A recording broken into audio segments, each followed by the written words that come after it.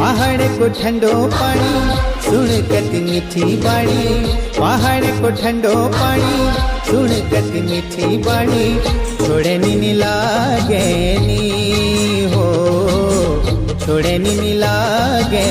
नी, छोड़े नी लागे